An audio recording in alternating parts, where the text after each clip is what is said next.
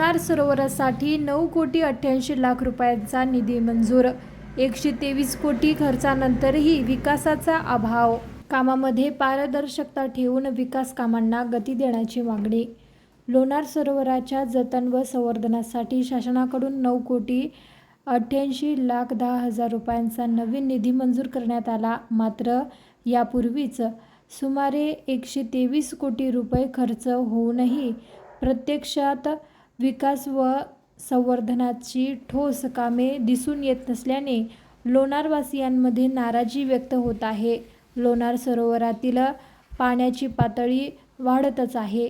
यावर मंजूर झालेला निधी योग्य पद्धतीने खर्च करण्याची मागणी सुद्धा करण्यात आली आहे. तसेच मागील काळातील केलेल्या निधी खर्चाचा हिशोब पारदर्शकपणे मांडावा आणि प्रत्यक्ष कामे व्हावीत अशी मागणी नागरिकांकडून होत आहे.